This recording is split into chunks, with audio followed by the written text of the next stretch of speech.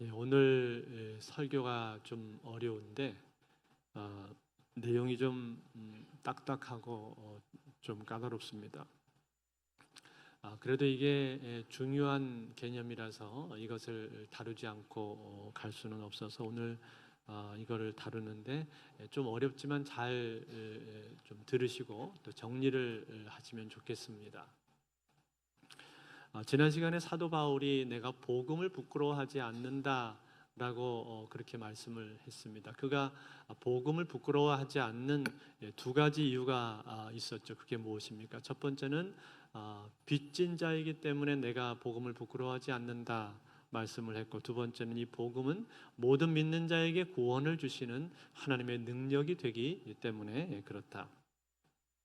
즉, 이 복음 안에는 다이너마이트와 같은 강력한 능력이 있기 때문에 복음이 전해지게 되었을 때는 그 복음을 듣고 하나님을 믿게 되는 놀라운 역사가 일어나게 된다라는 거예요. 그래서 복음을 부끄러워하지 않는다라고 말을 했습니다. 이 내용을 우리가 보면서 우리도 이 사도 바울을 보면서 사도 바울처럼 이 복음에 대해서 부끄러워하지 않기를 원한다라는 적용을 우리가 지난주에 함께 해보았습니다. 자, 그리고 나서 이제 오늘 우리가 읽은 이 본문에는 복음 안에 하나님의 의가 나타나 있다라는 말씀이 나오고 있습니다. 그렇다면 여러분, 이 하나님의 의라고 하는 것은 무엇입니까? 여러분, 이 의라는 단어는 히브리 말로는 체데크이고 헬라어로는 디카이오 수네라는 단어인데, 이것은 한 문장으로 정의가 되기가 어렵습니다. 왜냐하면 구약과 신약에 걸쳐서 이 단어는 참으로 많이 나오는데 이 단어만큼 광범위한 의미를 가진 단어가 없습니다. 그래서 이 의는 한마디로 이것이다 라고 그렇게 말하기가 참 어려운 것이죠. 어쩌면은 성경에 나와 있는 단어 중에서 가장 어려우면서도 가장 중요한 단어가 바로 이 의라고 하는 그런 단어입니다. 그만큼 이 성경에서는 핵심되는 단어인데 때문에 이것을 우리가 그냥 넘어갈 수는 없고 이 의의 의미가 무엇인가에 대해서 생각을 해봐야 됩니다. 그렇다면 여러분, 이 의를 우리는 뭐라고 말을 해야 될까요? 저는 오늘 본문에 나오는 이 하나님의 의에 대해서 이 의가 무엇인가 하는 것을 여러분들과 같이 한번 생각을 해보고 또 이 안에 주시는 은혜를 함께 누리기를 원합니다. 제일 먼저 의라고 말을 할 때 이 의는 크게 두 가지로 분류가 될 수가 있습니다. 하나는 사람들과의 관계에 있어서의 의라는 개념이 있고, 또 하나는 하나님과의 관계에 있어서의 의가 있습니다. 먼저 사람들과의 관계에 있어서의 의를 한번 생각을 해 보겠습니다. 여러분, 성경에서 사람들과의 관계에 있어서의 의를 말할 때 이 의라고 하는 것은 우선 판결에 있어서의 공평함을 말합니다. 즉, 법적인 판결을 할 때 있어서 공평하고 공정하게 판결한다라는 거죠. 신명기 1장 16절에 보면은 이런 말씀이 나오는데, 내가 그때 너희의 재판장들에게 명하여 이르기를 너희가 너희의 형제 중에서 송사를 들을 때 쌍방간의 공정히 판결할 것이며 그들 중에 있는 타국인에게도 그리할 것이라. 자, 여기 나와 있는 이 말씀처럼 재판을 할 때에 있어서 공정하게 하는 것, 그 공정함이 바로 의라는 거예요. 그런데 이 재판에 있어서의 공정함은 이것은 단순히 누군가의 잘잘못만을 따지는 것을 말하는 게 아닙니다. 즉, 만약 가난한 사람과 부자가 같이 있다면 이 가난한 사람과 부자를 똑같이 취급하지는 않는다라는 거예요. 가난한 사람이 100데나리온을 빚진 거하고 부자가 100데나리온을 빚진 것은 이것은 서로 같은 것이 아니라는 거예요. 그래서 가난한 사람의 경우에는 똑같이 이 빚을 졌다 할지라도 그 사람에게 빚 독촉을 너무나 심하게 해서는 안 되는 것이고, 또 높은 이자를 받아서도 안 되는 것입니다. 다시 말해, 가난한 사람에게는 그 사람에게 맞는 배려가 필요하다라는 겁니다. 그래서 신명기 24장 12절과 13절에 보면 이런 말씀이 나오는데, 그가 가난한 자이면 너는 그의 전당물을 가지고 자지 말고 해 질 때 그 전당물을 반드시 그에게 돌려줄 것이라. 그리하면 그가 그 옷을 입고 자며 너를 위하여 축복하리니 그 일이 내 하나님 여호와 앞에서 내 공의로움이 되리라. 그렇게 말했어요. 이 유대 팔레스타인 지방에서는 겉옷을 이불로도 많이 사용을 했기 때문에 겉옷을 전당 잡혀서 그것을 그날 밤에 돌려주지 않으면은 자칫 가난한 사람은 덮고 잘 이불이 없을 수가 있다는 거죠. 그래서 반드시 그날이 넘어가기 전에 그 겉옷을 그 사람에게 다시 돌려줘야 된다, 이렇게 말을 하고 있는 거예요. 이처럼 가난한 사람을 배려하는 것이 그 사람에게 있어서는 공의가 된다고 말씀을 하고 있는 거예요. 이처럼 사람과의 관계에 있어서 의로움이라고 하는 것은 먼저 약자에 대한 배려가 이 가운데는 들어있는 것입니다.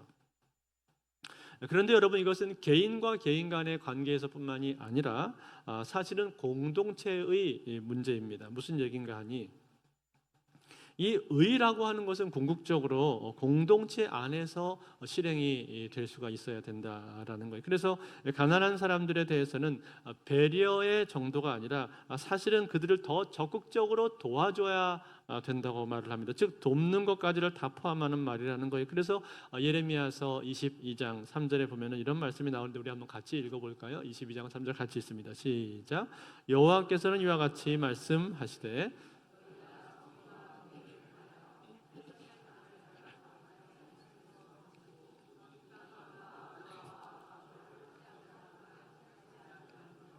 이곳에서 무죄한 피를 흘리지 말라.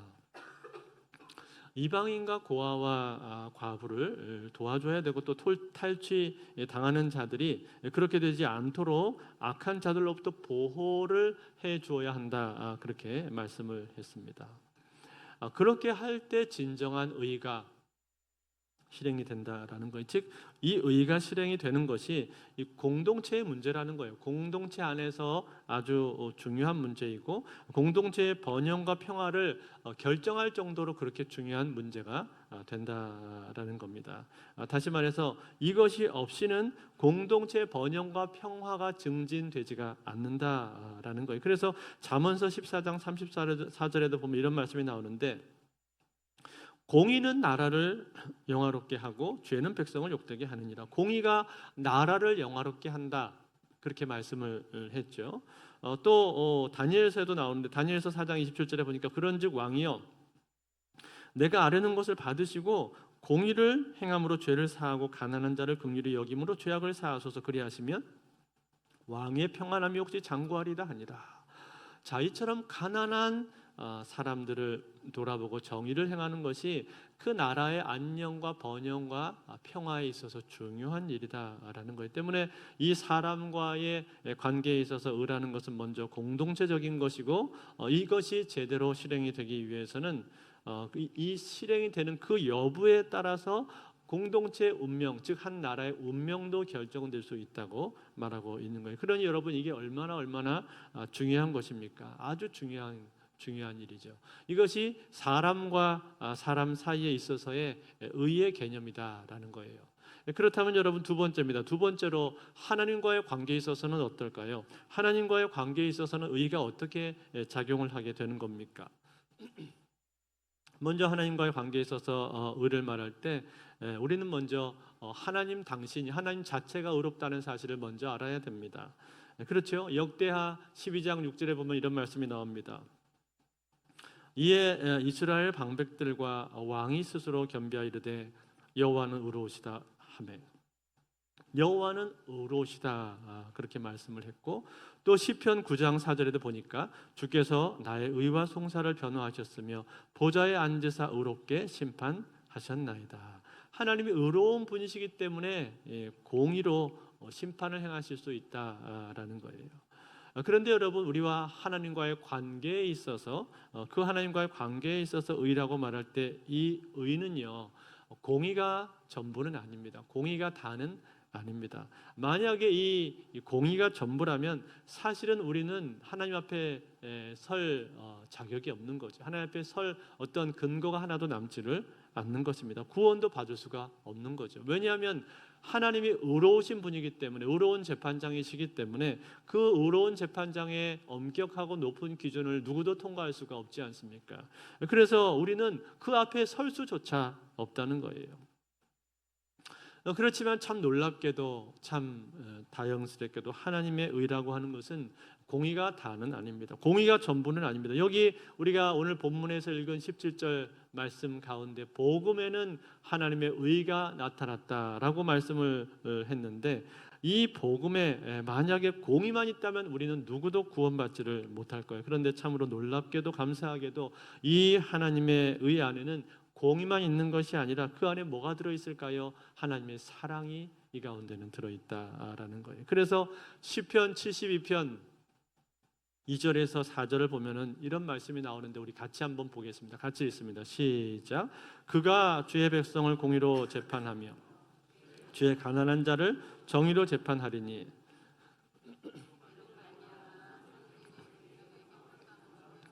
작은 산들도 그리하리로다. 그가 4절 그가 가난한 백성의 억울함을 풀어주며 궁핍한 자의 자손을 구원하며 압박하는 자를 꺾으리로다. 아멘. 자, 여러분, 여기 나오는 이 말씀처럼 의는 공의만 있는 것이 아니라 가난한 자에게는 그 억울함을 풀어주고 궁핍한 자를 구원하시는 하나님의 사랑이 이 가운데는 담겨 있다라는 거예요. 하나님의 사랑이 들어있습니다.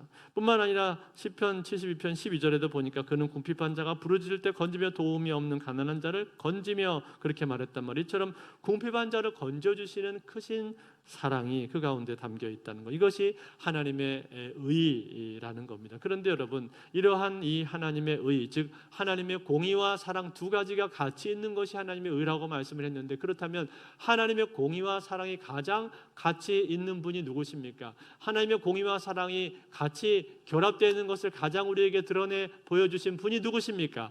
바로 예수 그리스도인 줄로 믿습니다. 예수 그리스도야말로 하나님의 공의와 사랑의 결정체인 겁니다. 완벽하게 하나님의 사랑과 공의가 같이 조화되어서 우리에게 오신 분이란 말이에요. 그래서 그 예수 그리스도에 대한 예언을 할 때마다 그 메시아에 대한 예언을 하는 것을 보면 우리가 알 수가 있는데, 예레미야서 23장 5절에 보면 이렇게 예언을 했습니다. 여호와의 말씀이라 보라 때가 이르리니 내가 다윗에게 한 의로운 가지를 일으킬 것이라. 그가 왕이 되어 지혜롭게 다스리며 세상에서 정의와 공의를 행할 것이며. 다윗에게 한 의로운 가지가 나온다, 그렇게 말씀했는데 이분이 바로 누구십니까? 예수 그리스도 아닙니까? 다윗의 후손으로 우리에게 오실 그 메시아 예수 그리스도를 가리키고 있단 말이에요. 그런데 이분이 어떤 분이시라고요? 의로우신 분이시고 이 세상을 다스릴 분이라고 말씀을 해 주었습니다. 뿐만 아니라 이분으로 말미암아 세상은 구원을 받게 된다고 말합니다. 구원자가 되신다는 거예요. 예레미야 23장 6절에 나오는데 6절 말씀 보니까 그의 날에 유다는 구원을 받겠고 이스라엘은 평안히 살 것이며 그의 이름은 여호와 우리 공의라 일컬음을 받으리라. 아멘. 뭐라고요? 그의 이름을 뭐라고 한다고 그랬습니까? 여호와 우리의 공의라고 그의 이름이 일컬음을 받는다, 그렇게 말씀했죠. 즉 그분이 오셔서 하나님의 공의를 만족시킬 것이다, 그런 말이에요. 어떻게 만족시키십니까? 그분의 십자가의 사역으로 말미암아 만족을 시키는 것이죠. 그분이 십자가에 죽고 부활하심으로 말미암아 하나님의 공의가 충족이 된다라는 거예요. 속죄 어린 양으로 오셔서 그 우리를 향하신 구원 사역을 주님이 완성하신다라는 겁니다.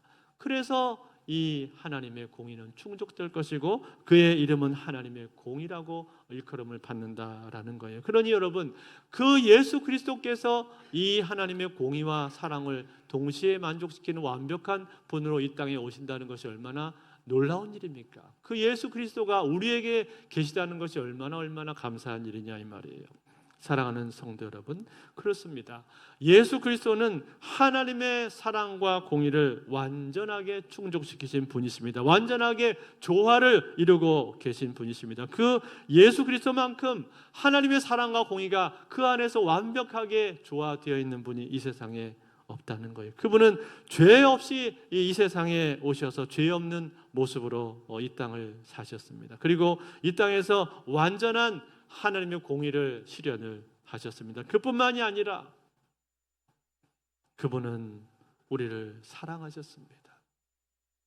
우리를 사랑하셨는데 어디까지 사랑하셨습니까? 그분은 이 땅에 오셔서 우리와 같이 삶을 살아주셨고, 그리고 병들고 연약한 사람들을 고쳐주시는 사랑으로 사랑해 주셨고, 그리고 갈 길을 몰라서 방황하는 사람들, 그리고 무지한 많은 사람들을 만날 때마다 그들에게 생명의 말씀을 가르쳐 주셨습니다. 복음을 전파해 주셨습니다. 그로 말미암아 영생을 얻도록 만들어 주신 것 아닙니까? 그리고 마지막에는 우리를 위해서 십자가에 죽으심으로, 당신의 모든 것을 다 내어주심으로 말미암아, 목숨을 우리에게 주심으로 말미암아 그렇게 사랑하신 거예요. 그게 그분의 사랑입니다. 그렇기 때문에 하나님의 사랑과 하나님의 공의가 충족이 된 것이고 하나님의 의가 만족이 되었다라는 거예요. 그래서 오늘 본문에서 복음에는 하나님의 의가 나타났다라고 이렇게 말을 할 때, 이 의는 하나님의 사랑과 공의를 동시에 말하는 것이고,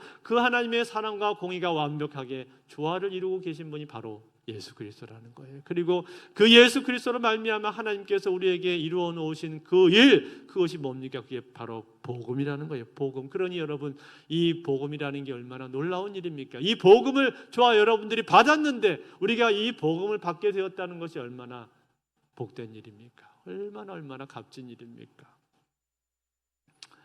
그런데 여러분, 신약으로 우리가 오게 되면요, 신약 성경에서 이 의라는 단어를 또 많이 말하고 있는데, 신약에 나오는 이 의를 우리가 볼 때는 이 신약에 나오는 의는요, 율법하고 많은 연관을 갖고 있습니다. 율법하고 많이 연관지어지는 것을 우리가 또 보게 된단 말이에요. 즉 율법의 요구와 의무를 순종한다는 뜻으로 의가 많이 사용이 되었어요. 대표적으로 갈라디아서 3장 21절인데 한번 같이 보겠습니다. 같이 읽습니다. 3장 21절 시작. 그러면 율법이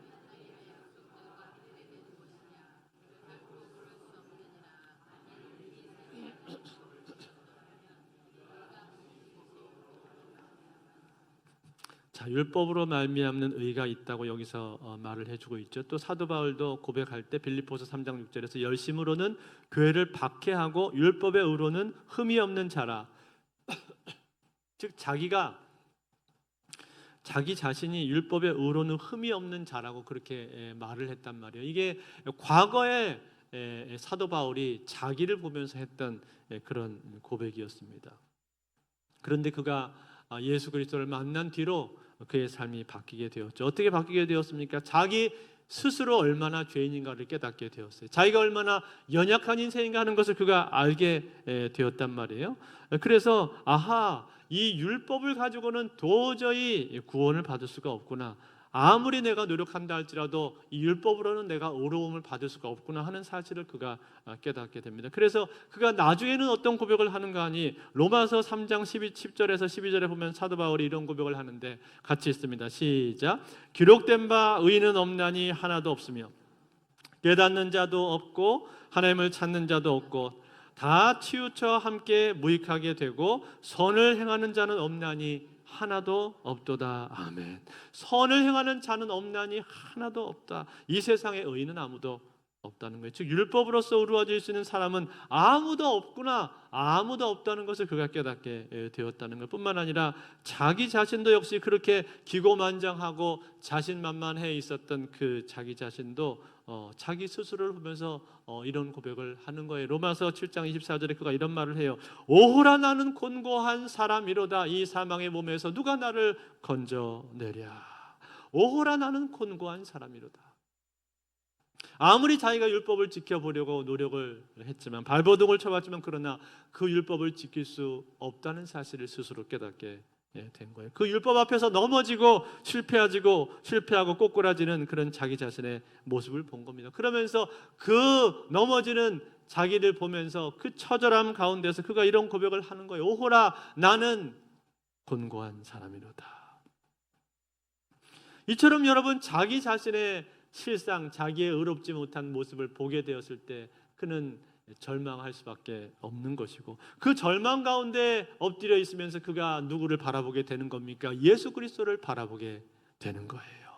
예수 그리스도를 바라보면서 그가 비로소 이제 이런 고백을 하는 겁니다. 빌립보 3장 9절의 말씀에 이렇게 고백합니다. 같이 읽습니다. 시작.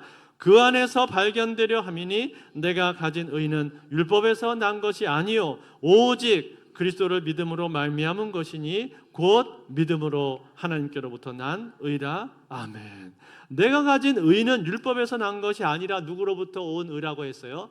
예수 그리스도로부터 오게 된 의다. 그렇게 말하고 있는 거예요.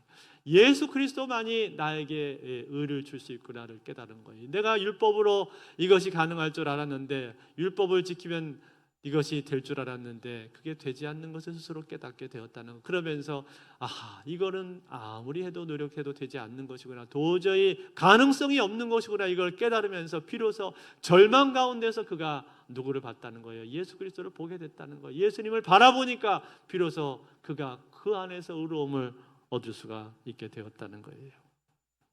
그뿐만이 아닙니다. 고린도 후서 5장 21절에 보니까 이렇게 또 고백합니다. 하나님이 죄를 알지도 못하신 이를 우리를 대신하여 죄로 삼으신 것을 우리로 하여금 그 안에서 하나님의 의가 되게 하려 하십니다. 우리로 하여금 그 안에서 하나님의 의가 된다 말씀했습니다. 그가 누굽니까? 예수 그리스도시죠.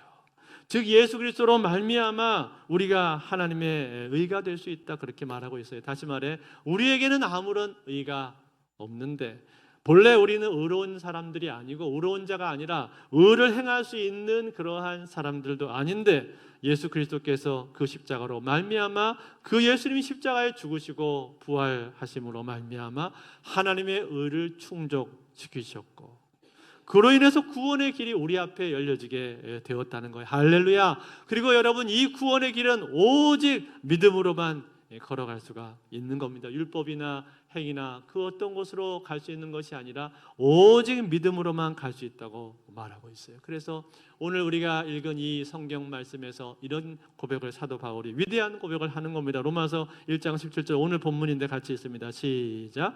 복음에는 하나님의 의가 나타나서 믿음으로 믿음에 이르게 하나니 기록된 바 오직 의인은 믿음으로 말미암아 살리라 함과 같으니라. 아멘. 오직 의인은 믿음으로 산다는 거예요. 복음에 하나님의 의가 나타나 있기 때문에 이것은 나로부터 말미암는 의가 아니라 그것은 오직 예수 그리스도께서 이루어 놓으신 그 일, 그 하나님의 사랑과 공의가 충족되고 조화되어 있어서 예수 그리스도께서 이루어 놓으신 그 십자가의 그 사역, 그걸로 말미암아 우리에게 값없이 주어지는 의라는 거예요. 그리고 우리는 그것을 믿음으로만 의로움을 받을 수가 있다는 거예요. 사랑하는 성도들, 이것이 뭡니까? 이게 바로 복음입니다. 복음.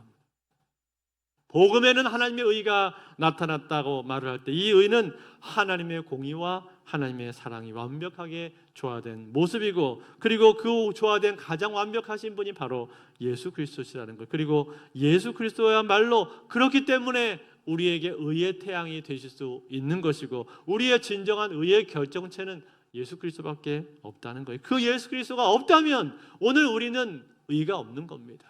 우리가 내세울 수 있는 의는 하나도 없는 거예요.